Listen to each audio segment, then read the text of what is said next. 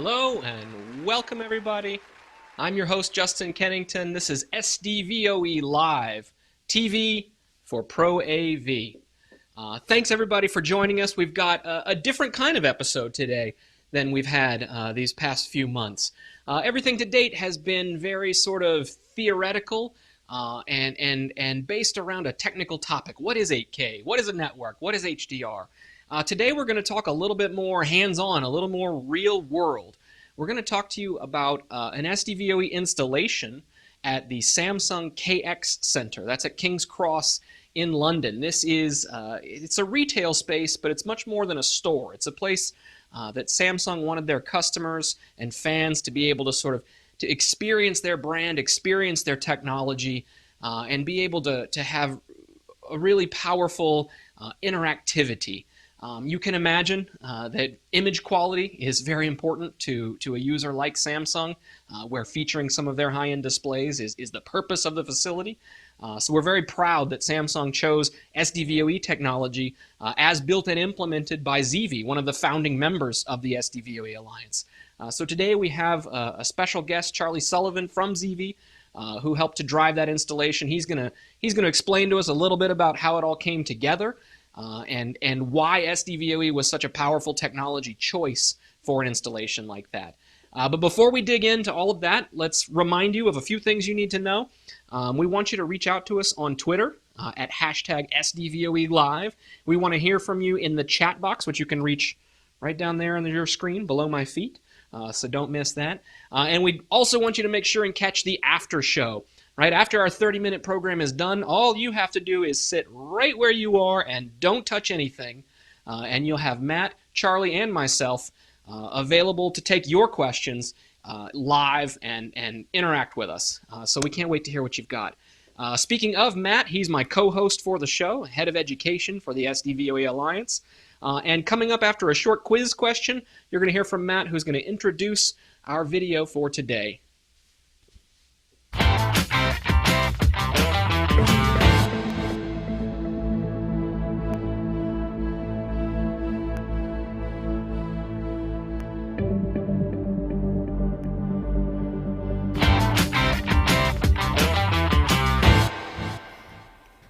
Hi everybody, Matt here, me again, and what's great about this is that the Samsung Experience Centre is actually in London, England, don't you know? So it's here, in good old Blighty.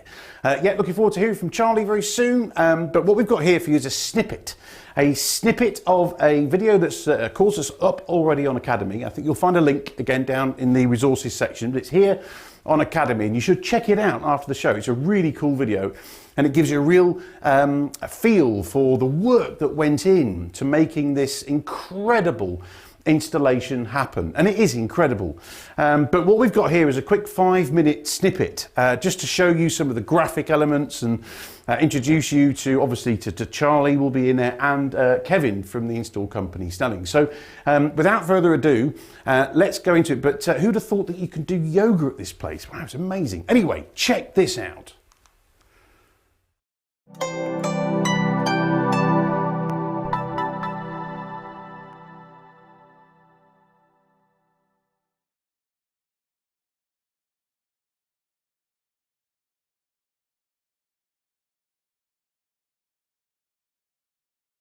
It's a versatile space with the world's first 10-meter LED vertically curved screen, which was a hell of an install from Snelling's, powered by ZeeVee's Hyper 4K. But it needed to be versatile, it needed to be flexible. So it had the ability to be able to be transformed into a lecture hall, a conference center, art and design space, the ability to be able to show films, cinemas, e-gaming tournaments, and also show the entertainment and lifestyle products as well. So what did the client actually want? Their objective really was to showcase Samsung's most innovative display technologies. That was number one. They also were showcasing a lot of their other products, the entertainment and lifestyle products as well. But really they needed the optimum image quality with the lowest latency, sending any source to any display across their network at any time. The challenge that we had here was to be able to be fully flexible. So this is an event space. You know, there's multiple different clients, multiple different events that are going on here daily, hourly. So it needed the versatility to be able to flip and change in a hair's breadth, basically. But they needed uncompromised image quality, true pixel per pixel, 4K 60, 444, and HDR10 plus, and that was outlaid from day one. So uncompressed video was an absolute must here. So whether they were hosting a yoga class, to an e-gaming tournament, as you can see here, to a conference, it needed that flexibility and versatility as well. So the ZeeVee solution that we put forward here was a Zyper 4K SDVoE solution. We have over 100 fiber endpoints across one Cisco network, which Kevin will go into a bit more detail on. Uncompressed 4K 60 444 HDR10 was an absolute must. And obviously the lowest latency possible, going from any source to any display. It's also Europe's largest HDR10 install, which we're very proud of.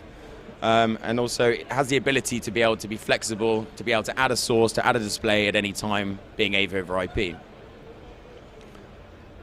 We also needed the ability to be able to scale to the 10-meter vertically curved screen, which was a challenge in itself.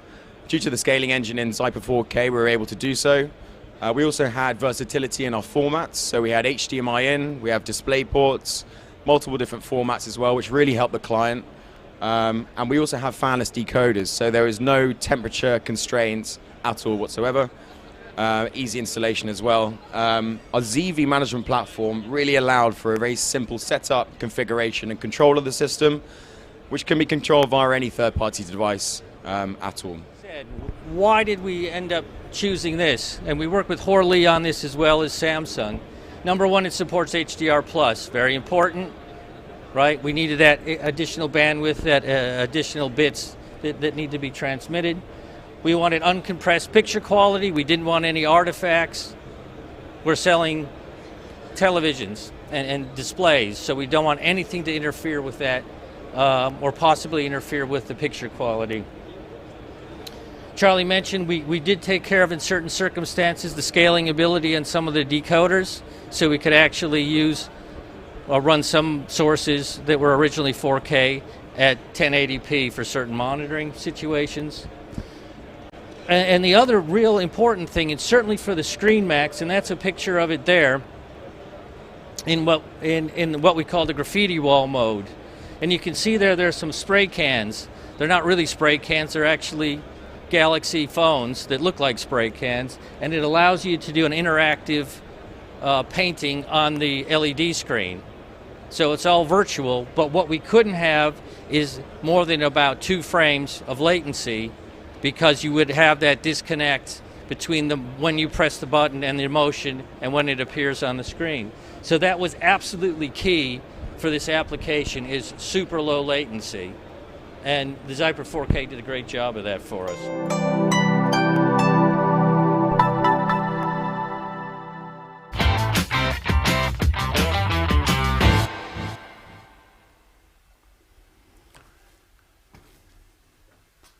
Hello, young man. Cool. Hello, Matt. I'm glad that we did our HDR course before this. Hearing them talk about how important HDR10 Plus was to this install, I'm glad that our faithful audience is well versed in precisely what that means. They'll all know exactly what they're talking about. Absolutely. And there's some good stuff. We shall save questions for that for Charlie later. How are you? Are you okay? Good. It's really winter. It's snowing here where we both are, in this very real absolutely yes, of course. Studio that we've purchased. Yeah. The real place. It's interesting because that video, we took the footage, a lot of that footage from the 2020s ISE trade show. Do you remember the trade shows? Do you remember those? I do. This was an interesting archival piece, right? The last trade show any of us have ever been to, I think. Speaking of which. For now. Speaking of which. Let's get to the news. Yeah, the first news item. Infocom USA is being delayed. What's our thoughts on this? What's your take on this, Justin? I can't say it came as a surprise, right? I think it would have been a struggle for that show to go off in a successful way in June. Sure. So it certainly makes for an interesting and challenging thing for us exhibitors to manage a show in October instead.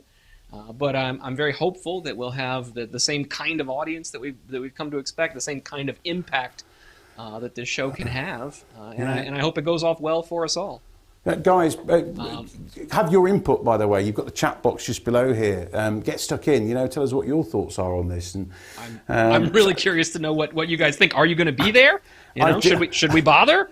If you guys are all canceling, then what am I doing there? Exactly. I can't wait to see what everyone's saying about this. I mean, I think it's realistic that, certainly from our perspective, that by October that it's more realistic that wheels are going to be up. And people are going to feel more confident about trotting around all over the place. But it's a shame it's happened. But hey, at least there's this is hope at the other end of it. But let's see what you guys say. Meanwhile, I was thinking it's a year ago right now. We would have all been in Amsterdam. I know. Recording videos just like that. Freezing cold. Yeah. I don't miss that part. I was looking forward to Barcelona in February. If you knew, it'll be interesting to see what happens. If you knew what producer George had just done there when I said Amsterdam, you all know as well, right? You don't go to Amsterdam for ISE, do you? You don't go to Amsterdam for the ISE, no. Or the ladies. Not the ladies either. Those delicious cheese sandwiches. Let's press on. So give us your thoughts, guys. Pop it in the chat box. Let's hear from you. Let's see what you've got to say about this. But the next news item, Justin. Interesting one, this. Yeah. My research. Naturally, there's been touch panels and help displays in museums for a long time, really. But I think we're ready to take this to the next level. With the advent of we've got really high resolution, really interactive displays now over networks. This is an opportunity to not only make the whole experience more interactive for the people going to these places, but it pulls at my heartstrings here. It really makes the educational piece very, very interesting. Not only that, it's going to save a lot of money for the people who are running these places, right? Because why have people there stamping tickets and what have you when it can all be done through interactive touch panel displays, from the booking to go to the museum to getting to the museum, and then there's this walkthrough. You get to a museum and you've got these little earpieces. They give you a little unit which you can put into your ear and select your language. I did that once and chose Russian by accident, and I couldn't get it out of Russian. So yeah, I had to go around the Natural History Museum in Russian, which was. George, you speak Russian? Yeah. Producer Sport, George speaks every single language. What's your take on this, Justin? I think. You're right to point out that museums have been doing this for a while. That's why, to me, this particular item was a nice tie-in to a few things we've been talking about and are about to talk about here on the show. Make sure you check the resources below. You can click and read the article for yourself after the show, of course.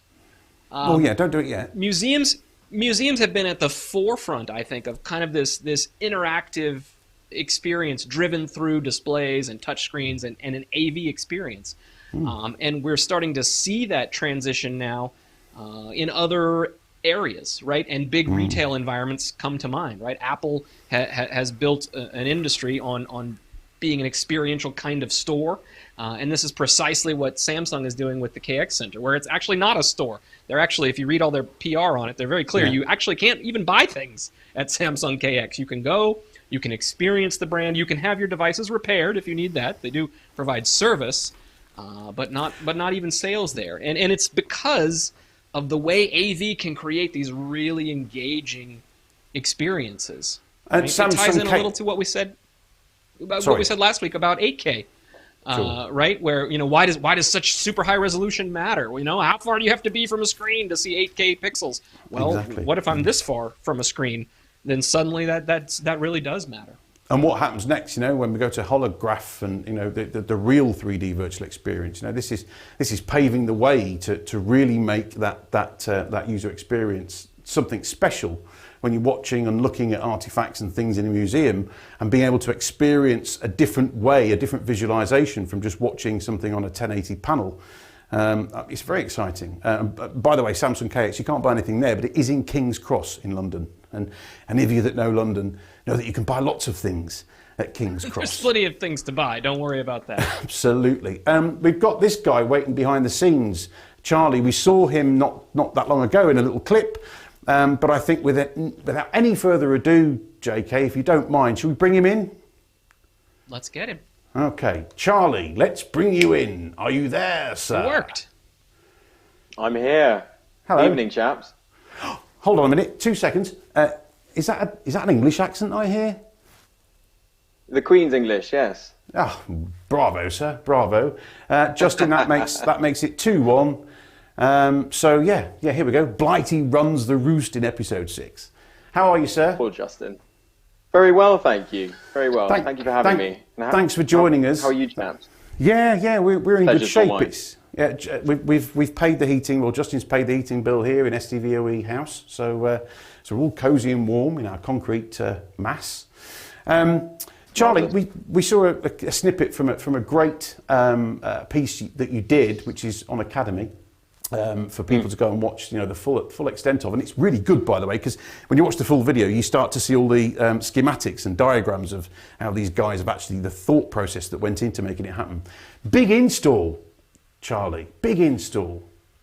Big install. Absolutely. You know us at ZeeVee, we like to punch above our weight. So no, it was a fantastic one for us and something that really put us on the map in terms of a UK install, and one that we've utilised, moving forward with lots of customers. It's that easy to get to. Client seems very happy as well. Client's happy. That's always helpful. Absolutely. Especially when they're Samsung. Yeah, quite. Yeah, exactly. Have you had the phone call yet that says, "Hi Charlie, yes, it's Damon here from Samsung. Nothing works." You've been there. We've all been there, right? Nothing works. It's never worked. No, our tech pods are too good for that, Matt. Very good. Well done. I consider myself stomped down nicely. Just out of interest, why are brands, or why do you think brands are moving away from the sort of store experience and moving to an experience centre like this? What's your take on that? I think, look, we've all been totally used to being able to buy anything within about 3 seconds and have it sent to us via Amazon and all the rest of it. And that's great. The convenience is awesome. But I think that it's lacking a personal touch. And really what you get from this site when you go there is an incredibly immersive and engaging, personalized experience. It's something, as soon as you get there, you have face-to-face engagement with people that are running the shop floor. It's a very soft sell approach. So it's more of an, engaging, have you tried this? Have you looked at that? Hands-on demonstrations are rife there. There's hundreds of different pods there that you can go and play with. But it brings it back into real life scenarios, so you can go and sit in the living room, you can go sit in the kitchen, you can do a yoga, what is this yoga if you thing? wanted to, for instance. I know, it's mad. I mean, DJ sets, you can create your own music and then save it and send it to your friends, and a whole plethora of other things I can go into a bit more detail on a bit later. But I think that engagement and that hands-on, demo and real life scenarios has really been able to increase footfall. And enables people to stay for longer. And obviously, remember that this site is an event space as well. So there's countless events that are going on here daily. And with that, you obviously pull a wider audience. You have more people there, and often people that won't necessarily think to play with a certain kit that might be there. So you have more bums on seats, so to say. They're playing with more technology, and therefore they're more more open to purchasing more equipment at the same time. Having walked in there not thinking about doing that in the first instance. Not only that, I think post-pandemic, we're going to see a shift of people deciding, do I need to go to this site? Do I want to go and queue up? Do I want to go where loads of people are? This site is 20,000 square feet. It's humongous. So it's super easy to move around. There's no queuing. There's space inside for anyone to go. And I've never seen anyone queue to test anything in there because there's just so much tech to play with. So I think post-pandemic is going to really lean towards that once everything's opened up. And as you mentioned before, the cold drops yard there, it's got restaurants, bars, shops, it's got loads of other stuff there. So you can just go in for a couple of hours there and make it a day out, essentially. So I think people are going to be questioning. It's not like the King's Cross as it used to be, is it? No. Can we edit that bit out, Yeah, George? I mean, we can't. Oh, it's live. Oh, right, okay. Justin, how are you coping with this? Leaps and bounds. How are you coping with this? All this. Honestly, I can't understand a word either of you were saying. George speaks lots of languages. Maybe he can help. So this shift Subtitles. from retail store to experience center, if you will. I'm thinking back to my childhood when the whole of AV at a retail store might be the PA system, where they could announce, that there's a sale on boxes of tissues on aisle 8. We've come a long way in terms of using AV to deliver experience. So what is the opportunity for Pro AV here? And are you and ZeeVee doing anything in particular to target that market? Yeah, I mean, look, we work in every single vertical that's going, right? I mean, I think that's one of the reasons that Samsung picked us as a product to go with, given the credibility that we have in these markets. But retail is always going to be a big push for us, given the scalability and flexibility that we can provide for AV over IP and the high resolutions that we can provide, whether it's, massive LED walls down to, smaller screens as well. So it's certainly something that we've played in historically, and something that we're absolutely pushing, moving forward as well. It mentioned in the video clip there about the latency-free or the sort of super low latency experience that people have there. Now, obviously, we can expand on that a little bit, but how was that communicated when you went through the whole process of explaining and talking to Samsung? Did they recognise the importance themselves of low latency, or was that something that you guys needed to help them and drive them towards? Sure. So there were a couple of players that we worked very, very closely with from day one, from the inception of the project. Hawley were the consultant, and they are based, you could spit and hit their office. It was that convenient. I'd rather not, if that's okay. It's an analogy, man. Not with your mask on, you couldn't. Exactly. Yeah, exactly. Could, but it'd be messy. No, that was in the good old days when we didn't have masks. Anyway, these guys were looking. Yeah. Does seem good old days. Anyway, so there was Hawley who were the consultant, and then Snellings were the integrator.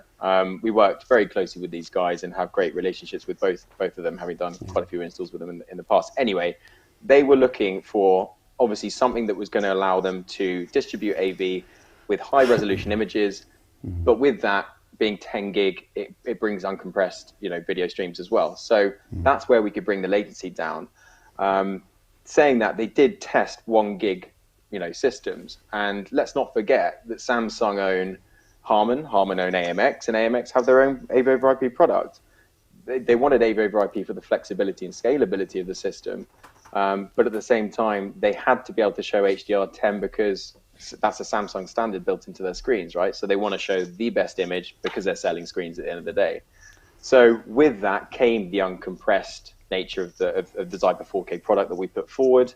We could get that down to around 30 microseconds. And when you're looking at using it for gaming, for any facility where you're looking to have quick fire video and get away from any sync issues, that was absolutely paramount for us. 1 gig system, you're going to add artifacts, you're going to add latency, and that was quickly discovered in the sort of proof of concept stage. Good. Charlie, I've no doubt that there's going to be a heap of questions coming your way, so stick around if you wouldn't mind for the after show. We'll be throwing questions at you, but for now, and from all of us here, thank you so much for being here on the live show, and we'll see you very shortly for the after show. And for you guys out there, here's a quiz question for you. See how you get on with this.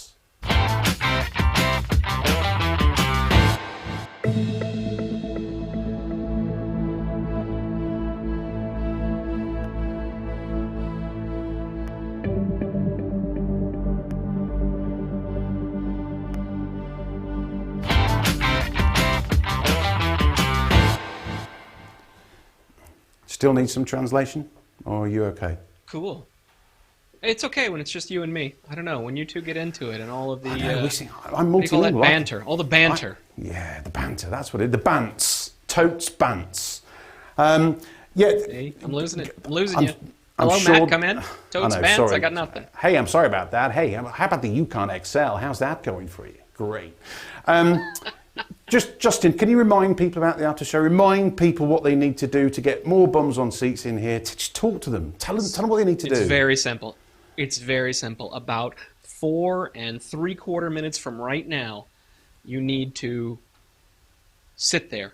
Don't move. don't click anything. You'll be there in the after show. Those of you who are watching this on YouTube, maybe you missed us live and you're coming back to the SDVoE channel on YouTube to catch this after the fact, you will need to visit SDVoE Academy at sdvoe.org/academy and sign up for a free account, click through, and you'll be able to access the after show on demand as well. Brilliant. Well How about put. that? We asked a couple of questions. Where is Samsung headquartered? Do you know this? I do know this, but I'm wondering, we haven't gotten to the point where we're checking people's answers. I don't know if I should give the answer now. We're giving prizes away here. It's a good point. I feel like we should maybe let's discuss the answers in the after show. And also, and if somebody gets them both right, there's a gift card on the way. Brilliant. And I'm going to add a further little dimension to this, because ZeeVee's location in the UK is very famous because of a very famous author. There you go. Let's see how many of you know who that author is. Do you know, Producer George? Of course you wouldn't. I do, so we'll get to that in a bit. So pop it in. No, but good try, good try. Where can they get hold of us, Justin? How can people reach out to us after this show? Get us on Twitter, #SDVoE Live. And if you we want to hear your feedback. We want to hear what you think about Infocom being delayed. Are you going to be there? We want to know what you'd like to see in our upcoming shows. By the way, check out sdvoe.org/live to find out what's coming up in the next couple of months. And get us your feedback. And don't forget about the chat if you're here with us live right now. Unless you're Donald Trump. He can't use Twitter. Not allowed. I imagine he's got a fake account by this point that he could at least read. Hopefully. Hopefully. You know? What's coming up? The next show, episode 7, The Lost Art of AV. Curious, to say the least, as indeed are our colleagues out there in SDVoE land. Tell us more. Yeah. My old friend Chris Nito, who has put together with one of his colleagues, Craig, and I'm sorry, Craig, I can't remember your last name, but I can't wait to meet you. Not very professional, they've put together their own educational video series called The Lost Art of AV, and it's short snippets of very tightly focused education around AV, which is kind of exactly what we do in SDVoE Academy. So I called up Chris. I said, I want to learn more about what this is, what this means, and find ways for us to work together, because we share a common mission, right? Which is getting interesting, engaging education out there to the AV community. Yes, yes. Education in AV? Chris, what's this going on between you and Chris? What's happening here? Oh, no, nothing. Don't worry about it. By the way, Matt won't be joining us next episode. He's on holiday, I believe. Right, Matt? Holiday. That's what you. That's not what you called it the other day. Holiday. Anyway, Chris, we can't wait to have you. It's going to be great.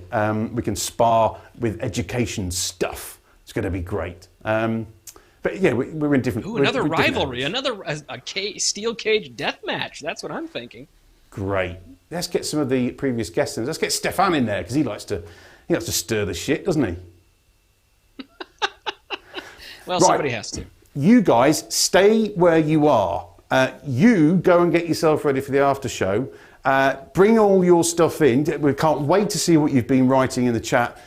We'll see you very, very shortly for the after show. All right? Let's go.